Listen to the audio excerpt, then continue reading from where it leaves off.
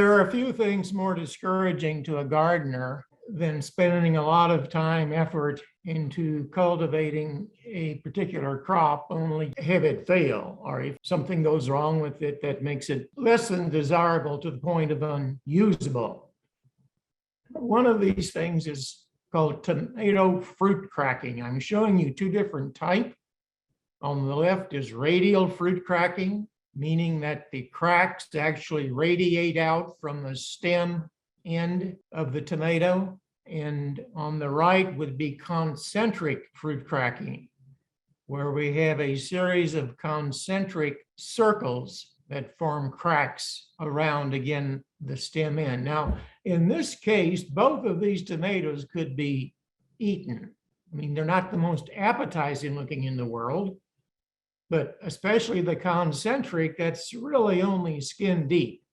And if you'd peel that away, the interior would be just fine. The radial, you would have to cut off a goodly portion of the top, but the remaining would be fine.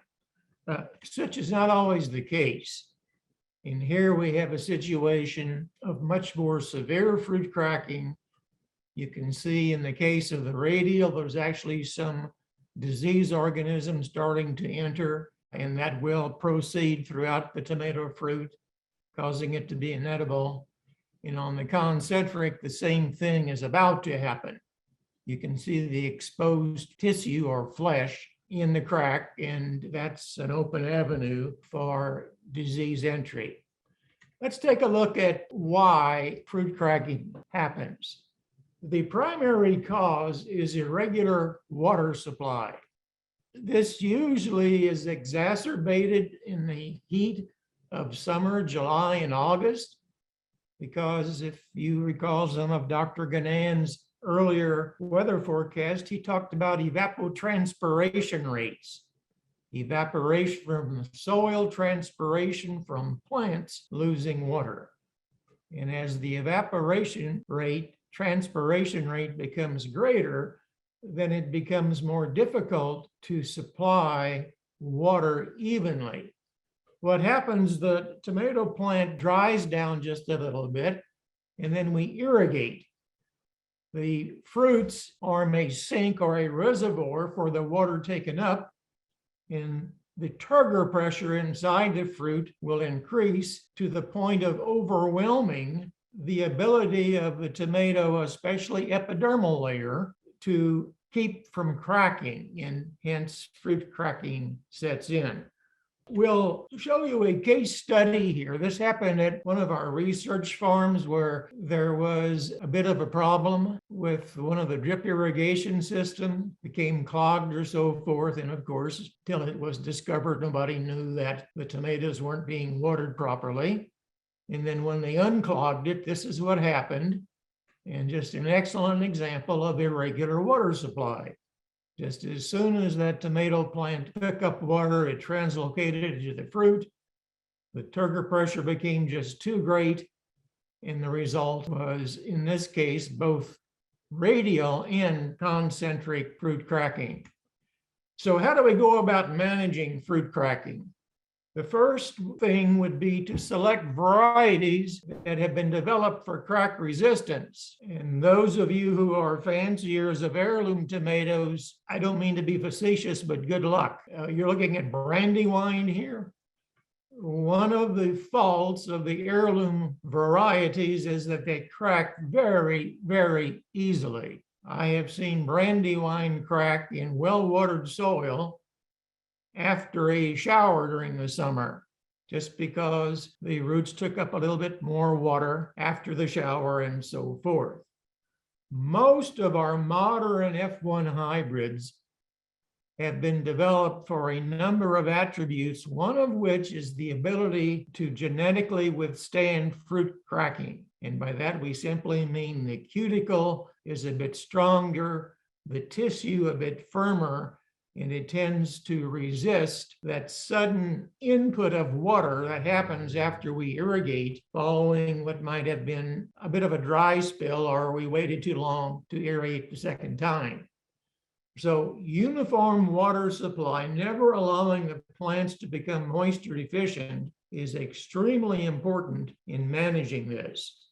And if you do the combination of selecting a variety for crack resistance and uniformly supplying moisture to the plant, the incidence should be minimal, if at all.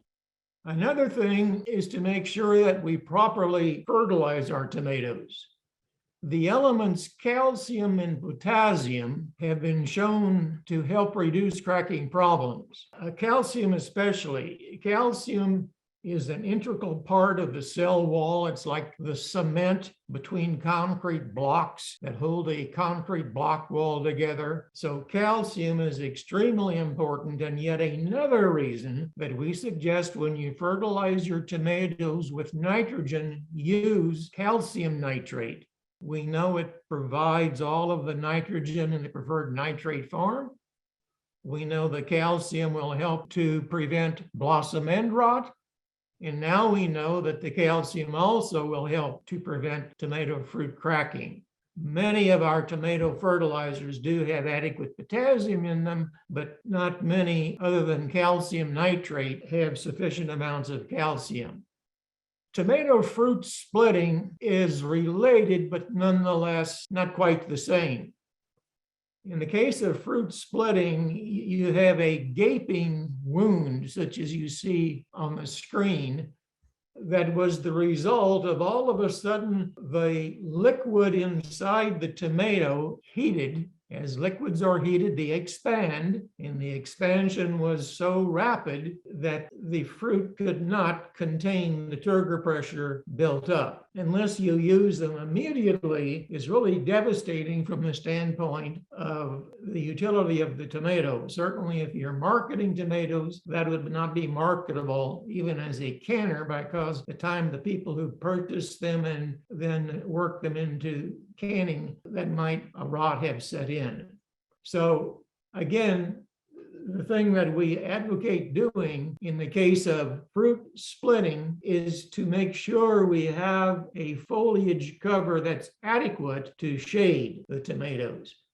In the case of high tunnel production in greenhouse growers, they use external shade cloth. In the case of home gardeners or commercial growers who grow in the field, that's really not very practical, so they have to rely on a heavy foliage cover so as to shade those fruit. And there will always be a few sticking out, but nonetheless, it will be minimized if we have a good foliage cover. Fruit splitting is much more of a problem in a high tunnel or a greenhouse where the temperatures get well above what the outside temperature gets, even on a day like today when it's supposed to get 98.